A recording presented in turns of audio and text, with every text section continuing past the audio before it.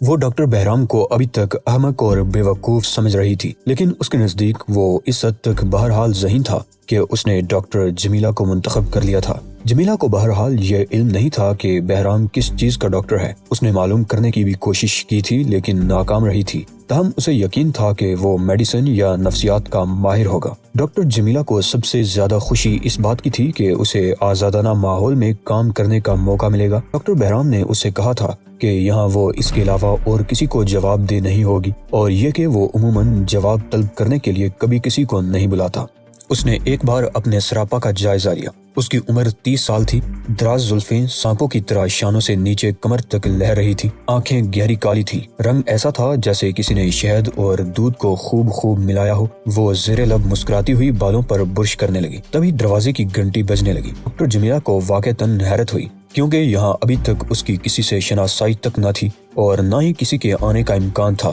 ممکن ہے کوئی سینیٹوریم سے لینے کے لیے آیا ہو۔ وہ یہی سوچ کر دروازے کی طرف بڑھ گئی۔ اس نے یہ پوچھے بغیر دروازہ کھول دیا کہ باہر کون ہے۔ چوکھٹ پر ایک خوبصورت عورت کھڑی ہوئی تھی۔ اس کی زلفیں بھی جمیلہ کی طرح چمکدار، سیاہ اور دراز تھی، اور وہ جمیلہ سے کہیں زیادہ خوبصورت، متناسب اور دلکش تھی۔ وہ جمیلہ کو دیکھ کر مسکرائی تو جمیلہ کو احساس ہوا کہ اس نے اتنی خوبصورت مسکراہٹ پہلے کبھی نہیں دیکھی۔ ڈاکٹر جمیلہ؟ وہ عورت بڑے نرم لہجے میں بولی۔ جی ہاں، میں ہی جمیلہ ہوں۔ جمیلہ سروت نے بے ساختہ طور پر ہاتھ بڑھاتے ہوئے کہا، میں نے تمہارا ذکر ہی سنا تھا۔ میں ڈاکٹر فن برگ ہوں۔ تو کیا تمہارا تعلق بھی سینیٹوریم سے ہے؟ جمیلہ مسکرا کر پوچھنے لگی۔ ہاں، سینیٹوریم سے مجھے فون کیا گیا تھا کہ ہماری نئی ساتھی کے پاس کار نہیں، باہر بہت گرمی ہے، لہٰذا میں سینیٹوریم آتی ہوئی ڈاکٹر جمیلہ کو بھی ساتھ لے لوں۔ اوہ، بہت شکریہ۔ جمیلہ خوشی سے اچھل پڑی۔ میں تو یہی سوچ کر ہلکان ہو رہی تھی کہ اتنی گرمی میں ایک فرلانگ کا فاصلہ کس طرح طے کروں گی۔ آ جاؤ، اندر آؤ۔ جمیلہ فوراً بے تکلف ہو گئی۔ تم نے ناشتہ کیا ہے؟ اگر نہیں تو میرے ساتھ کر لو، میں تنہا ناشتہ کرنے کی عادی نہیں ہوں۔ جمیلہ نئی سہیلی کے مل جانے پر بہت خوش تھی۔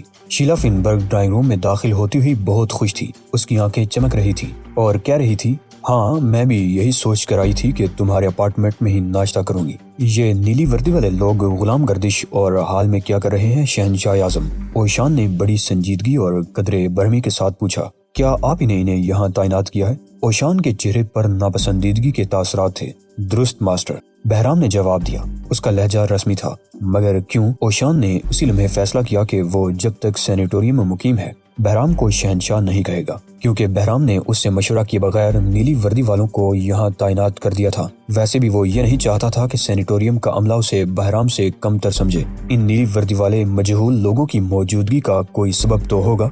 ہاں، میں نے ان کو اس لیے لگایا ہے کہ وہ ٹائیگر تک نہ پہنچ سکیں۔ میں ٹائیگر کی حفاظت کرنا چاہتا ہوں اور یہ سب اس کے محافظ ہیں۔ آدم خور ٹائیگر کی تلاش میں یہاں کس طرح پہنچ سکیں گے ڈاکٹر بہرام؟ میں نے انہیں مطلع کر دیا ہے کہ ٹائیگر یہاں موجود ہے۔ بہرام نے اسپاٹ لہجے میں جواب دیا۔ اچھا۔ اوشان کا چہرہ ایک لمحے کے لیے متغیر ہوا، لیکن پھر اس نے اپنے غصے کو پی لیا۔ میری بات سمجھنے کی کوشش کرو اوشان، بہرام نے دھیرے سے کہا۔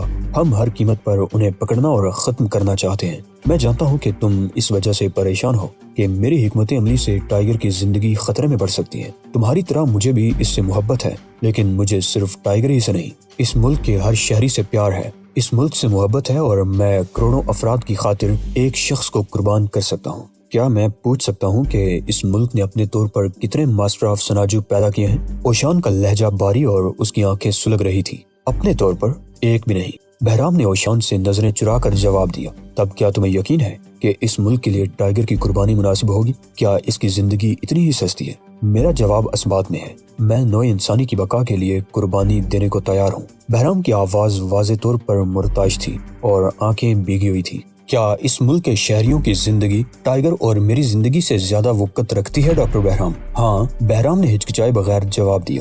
اور کیا نوع انسانی کی بقا میری، تمہاری اور ٹائیگر کی زندگی سے زیادہ اہم ہے؟ بہت زیادہ اہم ہے۔ بہرام نے چھت کی طرف دیکھ کر کہا۔ اس وقت وہ شدید جذباتی کشمکش کا شکار تھا۔ یہ کیفیت اس پر پہلی بار طاری ہوئی تھی۔ ویسے جزیرہ فردوس میں یہ سب کچھ پہلی بار ہو رہا تھا۔ ٹائیگر پہلی بار زخمی ہوا تھا اور اوشان نے پہلی مرتبہ چارہ گرز سینیٹوریم میں پناہ کے لیے درخواست کی تھی۔ اور پہلی بار بہرام سے بات کرنے کے لیے ٹیلی فون استعمال کیا تھا۔ اس ملک کو کتنی قربانیوں کی ضرورت ہوگی ڈاکٹر بہرام۔ اوشان نے بہرام کے کمرے کے فرش پر تھوک دیا۔ تم ٹائیگر کی زندگی سے صرف اس لیے کھیل رہے ہو کہ چند موٹے اور مچرب لوگوں کو گلیوں میں کھا لیا گیا ہے۔ میں آگے کی طرف دیکھ رہا ہوں ماسٹر۔ بہرام کا لہجہ خشک تھا۔ میں جانتا ہوں کہ اگر اس کھیل کو ختم نہیں کیا گیا تو پھر یہ بات گلستان آباد سے نکل کر پورے ملک میں اور پھر پوری دنیا میں پھیل جائے گی، اور سناجو بھی اس آفت سے محفوظ نہیں رہ سکے گا۔ سناجو محفوظ رہے گا، اوشان نے بڑے یقین سے جواب دیا۔ آدم خور سناجو تک پہنچ سکتے ہیں، بہرام نے خبردار کیا۔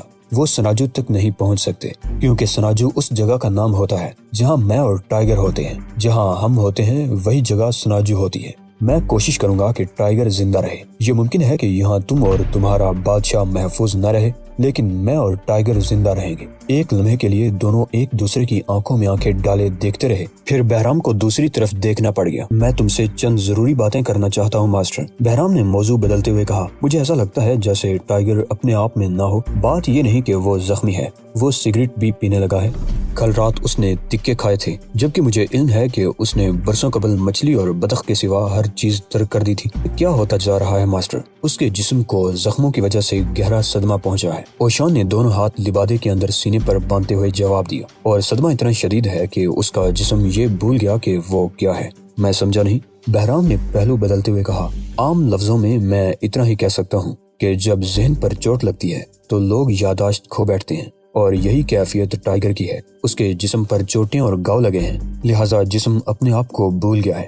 اوشان نے خلا میں کسی غیر مرئی نقطے کو دیکھتے ہوئے کہا۔ ایمنزا، ہاں جو کچھ بھی کہہ لو، جسم بھی اسی بیماری کا شکار ہو جاتا ہے، اور شہزاد اس کا شکار ہو چکا ہے۔ اس کا جسم اس مرحلے پر واپس جا رہا ہے جہاں تم نے اسے پایا تھا۔ اس مقام پر واپسی ہو رہی ہے جہاں میں نے اس کی تربیت شروع کی تھی۔ تمہارا کوئی انجیکشن اس تنزلی کو نہیں روک سکتا۔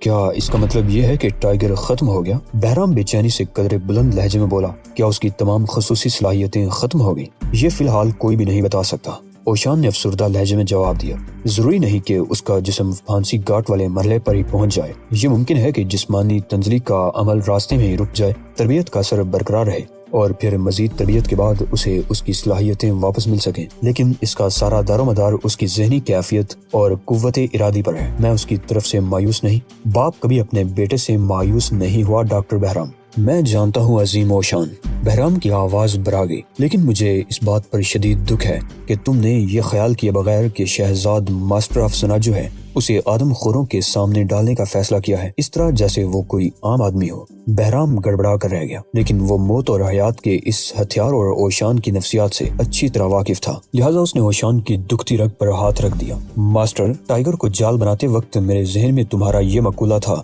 کہ ٹائیگر ناقابل شکست ہے اور دنیا کی کوئی طاقت اسے ہلاک نہیں کر سکتی۔ کیا یہ درست نہیں؟ ہاں، وہ ناقابل شکست ہے، دنیا کی کوئی طاقت اسے ہلاک نہیں کر سکتی۔ یہ کہتے ہوئے بھی اوشان کی آنکھیں بجھی رہی، لیکن اندھیری راتوں میں جنگل کا غیر متنازع بادشاہ بھی آدم خوروں کے چنگل میں پھنس سکتا ہے۔ اس کا جو بھی حشر ہوگا اس کی ذمہ داری تم پر ہوگی، اور ہاں، صرف ایک کرم کرو، نیلی وردی والوں کو غلام گردش سے ہٹا دو، یا کم از کم انہیں اور ان کی بندوقوں کو اس کے کمرے سے دور رکھو، کیونکہ اس کی حفاظت کے لیے میں موجود ہوں۔ اوشان اس گفتگو کے دوران کھڑا رہا، اور یہ آخری جملہ کہہ کر وہ کسی جونکے کی طرح پلٹا۔ اس کا لبادہ اڑنے لگا۔ چوکٹ پر پہنچ کر ایک بار پھر بہرام کی طرف پلٹا۔ شہزاد جو ہی طویل سفر کے قابل ہوا، میں اسے واپس لے جاؤں گا، اور پھر تم آدم خوروں سے خود نمٹتے رہنا، کیونکہ ہم یہاں موجود نہیں ہوں گے۔ تم کہاں جاؤ گے؟ کسی بھی پرسکون مقام پر، اس جگہ جہاں ہم تمہاری تنخواہ نہیں لیا کریں گے۔ شیلا فنبرگ نے اپنی اصلی تصویر ریسیپشن پر دیکھ کر بمشکل کہا ضبط کیا۔ یہ وہی پرانی تصویر تھی جو تجربے کے مظاہرے کے دوران فوٹوگرافروں نے اتاری تھی۔ تصویر دیکھ کر شیلا کو بہرحال یہ احساس ضرور ہوا تھا کہ وہ کتنی بدصورت تھی۔ تصویر کی موجودگی اس امر کا ثبوت تھی کہ سینیٹوریم میں واقعتاً اس کے لیے جال پھیلایا گیا ہے۔ کیا یہ تصویر تمہاری بیوی کی ہے، خوبصورت نوجوان؟ شیلا نے جان بوجھ کر اس ادھیڑ عمر محافظ سے پوچھا جس کی تون نکلی ہوئی تھی۔ ارے نہیں، گارڈ جھینک کر بولا، یہ کسی ایسی چڑیا کی تصویر ہے جس کی اوپر والوں کو تلاش ہے خاتون۔ گارڈ یہ کہتے ہوئے شیلا فنبرگ کا حسن اپنی آنکھوں میں اتار رہا تھا۔ شاید پاگل خانے سے بھاگی ہوئی کوئی عورت ہے، اور ویسے میں شادی شدہ بھی نہیں ہوں۔ گارڈ کا آخری جملہ سفید جھوٹ تھا۔ اس نے 2 شادیاں کی تھی اور وہ تیسری شادی شیلا سے کرنا چاہتا تھا، اس شیلا سے جو اس کے سامنے بڑی ادا سے کھڑی ہوئی تھی۔ شیلا سر ہلا کر رہ گئی۔ ایسی ہی پاگل عورتیں اور مریض آپ کی ذمہ داری ہوں گی ڈاکٹر۔ گارڈ ہونٹوں پر زبان پھیر کر بولا۔ وہ اسے ڈاکٹر جمیلہ ہی سمجھا تھا، کیونکہ شیلا نے جمیلہ کے پرس میں سے ملنے والا تقرری نامہ اس کے سامنے پہلے ہی رکھ دیا تھا۔ اس پر واضح طور پر لکھا تھا کہ ڈاکٹر جمیلہ ثروت کا تقرر نفسیاتی وارڈ میں کیا گیا ہے۔ اب مجھے کیا کرنا ہوگا؟ شیلا فنبرگ نے دونوں کوہنیاں میز پر ٹکا کر جھکتے ہوئے کہا۔ کچھ نہیں، گارڈ گڑبڑا کر بولا۔ آپ کا ڈویژن، میرا مطلب ہے کہ نفسیاتی امراض کا شعبہ مرکزی عمارت کے اندر دائیں طرف واقع ہے۔ پھر آپ کو شناختی کارڈ بنوانا ہوگا، اس کے بعد آپ کو یہاں گیٹ پر کبھی کوئی نہیں روکے گا۔ ویسے اگر کارڈ نہ بھی بنا تب بھی میں گیٹ پر موجود ہوں گا اور میں آپ کو اب کبھی فراموش نہیں کروں گا۔ شیلا نے مسکرا کر اس کو دیکھا، تقرر نامہ واپس لیا اور اس کی طرف مسکراہٹ اچھال کر آگے بڑھ گئی۔ گارڈ بہت دیر تک اس کو دیکھتا رہا اور پھر اس نے کولر سے پانی لے کر 2 گلاس حلق میں اڈیل لیے۔ سفید کوٹ اور کلپ بورڈ کسی بھی اسپتال میں شناختی کارڈ کی طرح ہی ہوتے ہیں۔ شیلا نے ایک ہال کی الماری سے دونوں چیزیں لی۔ اب وہ ادھر ادھر گھومنے پھرنے میں آزاد تھی۔ اس نے فوراً اندازہ لگا لیا کہ ایل کی شکل میں بنی ہوئی مرکزی عمارت 2 حصوں میں منقسم ہے۔ پرانی طرز کا اگلا حصہ علاج معالجے کے لیے مخصوص تھا، جبکہ جنوبی حصے میں نقل و حرکت بہت کم تھی۔ پہلی منزل پر دفاتر اور کمپیوٹر تھے۔ بالائی منزل پر اسپتال کے کمرے اور گراؤنڈ پر ایک ڈلوان کے قریب جمنازیم تھا، جو سینیٹوریم کی اراضی کے آخری حصے تک پھیلا ہوا تھا۔ اس کے بعد سمندر تھا اور ساحل پر پرانی کشتیاں لنگر انداز تھیں اور جنوبی حصے کو محافظوں نے گھیر رکھا تھا۔ عام حالات میں شیلا فنبرگ یقیناً اس تجسس کی شکار ہو جاتی کہ اسپتال میں اتنے محافظوں کی کیا ضرورت ہے، تاہم اس وقت اسے کسی قسم کا تجسس محسوس نہیں ہوا۔ اسے صرف ٹائیگر کی تلاش تھی اور اسے اندازہ تھا کہ وہ جنوبی حصے ہی میں واقع ہوگا۔ وہ مرکزی عمارت کے ایک حصے میں گئی جو اسپیشل سروس آفس کہلاتا تھا۔ یہاں اس نے شناختی کارڈ حاصل کرنے کے لیے پولرائڈ کیمرے سے تصویریں بنوائی۔ بہت دلچسپ جگہ ہے، اس نے آفس کی لیڈی کلرک سے کہا۔ ہاں، کلرک مسکرا کر بولی۔ سب سے اچھی بات یہ ہے کہ اوپر والے ہمارے کام میں ٹانگ نہیں اڑاتے۔ میرا تو پہلا دن ہے۔ ویسے جنوبی عمارت میں اتنے بہت سے محافظ کیوں تعینات ہیں؟ کیا کوئی خاص بات ہے؟ شیلا فنبرگ نے ایک فارم پر نام لکھتے ہوئے کہا۔ میں نے سنا ہے کہ ایک انتہائی امیر آدمی وہاں زیر علاج ہے۔ کلرک نے تصویروں کے کنارے کاٹتے ہوئے جواب دیا۔ پھر اس نے ایک باریک کارڈ پر تصویریں چپکائیں۔ ویسے یہ بھی سنا گیا ہے کہ اس حصے میں کسی خاص موضوع پر سائنسداں تحقیقی کام کر رہے ہیں، اس لیے وہاں کمپیوٹر بھی نصب ہیں۔ شاید حفاظتی اقدامات کمپیوٹرز کی وجہ ہی سے کیے گئے ہیں۔ شیلا کو کمپیوٹر سے زیادہ دلچسپی امیر ترین مریض میں تھی۔ کیا وہ شادی شدہ ہے؟ کون؟ کلرک نے پوچھا۔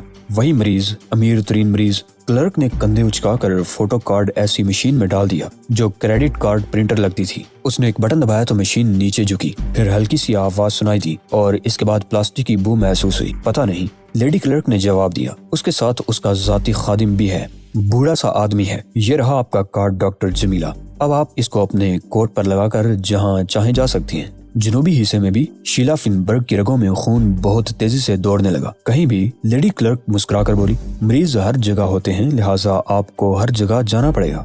ہاں، تم سچ کہتی ہو، مریض ہر جگہ ہوتے ہیں۔ شیلا نے کارڈ لے کر فوراً کوٹ میں لگا لیا۔ اس روز شیلا نے لنچ کے لیے ڈائننگ روم میں جانے کی بجائے عمارت کے عقبی حصے میں واقع میدان کا رخ کیا۔ یہ پتھریلا میدان تھا اور یہیں سے ساحل کی طرف چھوٹی سی گودی تک راستہ جاتا تھا۔ غالباً گودی ایک عرصے سے استعمال نہیں ہوئی تھی، تاہم اس کی دیکھ بھال ضرور کی جاتی رہی تھی۔ شیلا نے محل وقوع اور گودی کی تمام تفصیلات ذہن نشین کر لیں۔ اس نے وہیں سے جنوبی حصے کی طرف دیکھا اور اس بار حیرت زدہ رہ گئی۔ یہاں کھڑکیوں پر شیشوں کی بجائے آئینے لگے ہوئے تھے۔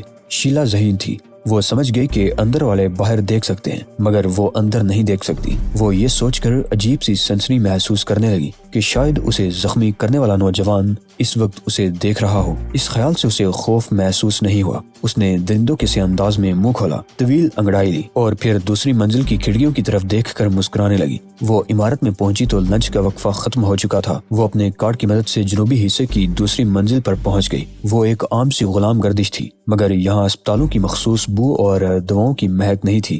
ٹائیگر کا کمرہ تلاش کرنے کے لیے اسے کوئی کوشش نہیں کرنی پڑی۔ وہ ٹائیگر کی خوشبو محسوس کر رہی تھی، ساتھ ہی اسے کسی چیز کے جلنے کی بو بھی محسوس ہوئی۔ کوئی سگریٹ پی رہا تھا۔ تم سے سگریٹ تو چھڑوا دوں گی، اس نے دل ہی دل میں کہا اور پھر اس دروازے کے قریب پہنچ گئی جہاں سے ٹائیگر کی مہک آ رہی تھی۔ ایک لمحے کے لیے وہ دروازہ کھول کر اندر داخل ہونے کے لیے بے قرار ہو گئی، لیکن ایک دوسری خوشبو محسوس کر کے اس نے خود پر قابو پا لیا۔ یہ یاسمین اور دوسرے پھولوں کی مہک تھی اور یقیناً بوڑھے خادم کے جسم سے آ رہی تھی۔ یہی خوشبو اس نے اس فلیٹ میں محسوس کی تھی جہاں وہ ٹائیگر کو اغوا کرنے کے لیے گئی تھی۔ اس نے دروازے کو دیکھا، وہاں لکھا تھا B221۔ اس کی سانس تیز ہونے لگی اور وہ بمشکل غراٹوں کو حلق میں دبانے میں کامیاب ہوئی۔ پھر وہ وہاں سے ہٹ کر ایک دوسری غلام گردش میں آ گئی۔ یہاں ایک عقبی زینہ دیکھ کر اس کی آنکھیں غیر انسانی انداز میں چمکنے لگی۔ یہ زینہ عمارت کے باہر جاتا تھا۔ شاندار! اس نے اپنے جوش و خروش کو ضبط کرتے ہوئے زیر لب کہا، پھر اپنے شعبے میں واپس آ گئی۔ اب اسے بے نقص منصوبہ بندی کرنی تھی۔ کمرہ نمبر B221 میں اوشان کے نتھرے پھولنے پچکنے لگے اور پھر اس نے سر اٹھا کر ٹائیگر کی طرف دیکھا، جو اپنے وعدے کے برخلاف اب اوشان کے سامنے 20 سگریٹ پی رہا تھا۔ وہ یہاں تک پہنچ چکے ہیں شہزاد۔ اوشان کا لہجہ انتہائی عجیب سا تھا۔ کیا آپ کو الہام ہونے لگا ہے لٹل فادر؟ ٹائیگر نے خوشگوار لہجے میں پوچھا۔ بظاہر اس کے چہرے پر مسکراہٹ تھی، مگر وہ اوشان کے اضطراب کو روح کی گہرائیوں سے محسوس کر رہا تھا۔ اس وقت اسے یہ خواہش محسوس ہو رہی تھی کہ وہ اور اوشان جزیرہ فردوس سے کہیں دور کسی برف پوش علاقے میں جا کر سکون کے چند دن گزار لیں۔ اسے پہلی بار اپنے وجود سے وحشت محسوس ہو رہی تھی۔ نہیں، مجھے الہام نہیں ہوتا۔ میں اپنی حسیات کو اسی طرح استعمال کرتا ہوں جس طرح ایک ہفتہ قبل تک تم استعمال کر رہے تھے۔ تب پھر آدم خوروں کو فراموش کر دیں۔ ٹائیگر نے سگریٹ کے دھوئیں کو رقص کرتے ہوئے دیکھ کر جواب دیا، انہیں فراموش کرنے سے کچھ حاصل نہیں ہوگا، وہ یہاں موجود ہیں۔ اوشان نے اسپاٹ لہجے میں کہا۔ وہ اس وقت یہ سوچ رہا تھا کہ ٹائیگر نہ صرف اپنی حفاظت نہیں کر سکتا بلکہ اسے آدم خوروں کے خطرے کی شدت کا احساس بھی نہیں۔ ان حالات میں وہ ٹائیگر کی حفاظت کس طرح کر سکتا ہے؟ اس نے محض چند لمحے قبل غلام گردش میں محتاط قدموں کی چاپ سنی تھی اور پھر یہ چاپ دروازے پر رک گئی تھی۔ اس کے بعد قدموں کی یہ آواز تیزی سے واپس چلی گئی تھی۔ اوشان جانتا تھا کہ یہ چاپ عام انسان کی نہیں تھی۔ وہ جو کوئی بھی تھا وہ انسانوں کے برعکس پہلے پنجہ زمین پر رکھ رہا تھا اور پھر ایڑی، اور چاپ کی آواز سے ایسا لگ رہا تھا جیسے پیروں پر ربر بندھی ہوئی ہو۔ لٹل فادر، ان لوگوں سے آپ ہی نمٹ لیں تو بہتر ہے، ٹائیگر نے کاہلی سے منہ چلاتے ہوئے کہا۔ اس کے منہ میں بنی ہوئی ران روسٹ اور چکن فرائی کا خیال آتے ہی پانی بھر آیا تھا۔ کھانے کے بعد سگریٹ پینا کتنا فرحت انگیز ہوتا ہے، وہ مسلسل یہی سوچے جا رہا تھا۔ ٹھیک 8 بجے شب شیلا کے 3 ساتھی اس کی ہدایت کے مطابق سینیٹوریم کی اس دیوار سے کود کر احاطے میں داخل ہوئے جس پر کرنٹ والے تار نہیں تھے۔ ٹھیک 8:12 پر وہ تینوں ہیولے ہاتھ پیروں کے بل چلتے ہوئے اس غلام گردش میں داخل ہو گئے جہاں ٹائیگر کا کمرہ تھا۔ زینے پر جو محافظ تعینات کیے گئے تھے وہ اوشان کی زد کے باعث پہلے ہی ہٹائے جا چکے تھے اور ان کو روکنے والا کوئی نہیں تھا۔ ان کے حلق سے جو غراہٹیں نکل رہی تھی ان سے نسوانیت ظاہر تھی۔ وہ تینوں ہیولے ٹائیگر کی بو پا کر کمرے کی طرف ہی بڑھ رہے تھے جس میں ٹائیگر فرائی گوشت اور تافتان کھانے کے بعد لیٹا ہوا تھا۔ صرف ایک شخص ایسا تھا جس کو ان کی آمد کا علم ہو چکا تھا اور وہ عظیم اوشان تھا۔ اوشان نے گھاس کی بنی ہوئی چٹائی پر پہلو بدلا اور پھر تیزی سے اٹھ کر دروازے کی طرف بڑھ گیا۔ اس کے قدموں کی چاپ تک پیدا نہیں ہوئی تھی اور ٹائیگر کو بھی علم نہ ہو سکا تھا کہ اوشان چٹائی پر موجود نہیں۔ ڈاکٹر بہرام اپنے کمرے میں شارٹ سرکٹ ٹیلی ویژن سیٹ پر نظریں جمائے ہوئے تھا کہ اچانک اس کی نظر 2 عورتوں پر پڑی۔ ان کے ساتھ ایک مرد بھی تھا۔ اس نے جو منظر دیکھا اس کے باعث اس جیسے نڈر اور قوی اعصاب کا مالک شخص بھی ہل کر رہ گیا۔ وہ تینوں جانوروں کی طرح چل رہے تھے، ان کی انگلیاں فرش پر جمی ہوئی تھی۔ وہ ہر کمرے کے دروازے پر رک کر سونگتے اور پھر آگے بڑھ جاتے۔ پھر مان ہی ان میں سے ایک کا چہرہ دیوار میں پوشیدہ کیمرے کی طرف ہو گیا۔ بہرام نے دانت بیچ لیے۔ یہ ایک عورت تھی۔ اس کے ہونٹ درندوں کی طرح پھیلے ہوئے تھے اور دانت صاف نظر آ رہے تھے۔ اس کی آنکھوں میں غیر انسانی چمک تھی۔ بہرام کو یقین ہو گیا کہ ان تینوں اور اصلی درندوں کے درمیان اب زیادہ فرق برقرار نہیں رہا۔ پھر وہ اچھل کر کھڑا ہو گیا۔ اس نے 45 کا آٹومیٹک نکالا اور ٹائیگر کے کمرے والی راہداری میں جانے کے لیے دیوانہ وار زینہ چڑھنے لگا۔ اوشان اب دروازے سے لگا ہوا کھڑا تھا اور ٹائیگر اسے اس حالت میں دیکھنے کے بعد بیڈ پر بیٹھنے کی کوشش کر رہا تھا۔ کیا ہوا اوشان؟ اس نے قدرے پریشان ہو کر پوچھا۔ وہ یہاں آ چکے ہیں میرے بچے۔ ہاں، مجھے بھی اس کا احساس ہو رہا ہے۔ تب پھر تم کیا کرنا چاہتے ہو؟ اوشان کی شعلہ بار نظریں ٹائیگر پر جم کر رہ گئی۔ میں تمہاری مدد کروں گا۔ ٹائیگر کے لہجے میں رلا دینے والی بے بسی تھی۔ نہیں، تم آرام کرو۔ تمہارے معدے میں گوشت، مرچیں، چکنائی اور پھیپھڑوں میں دعا ہے۔ خود کو تکلیف مت دو، لیٹے رہو۔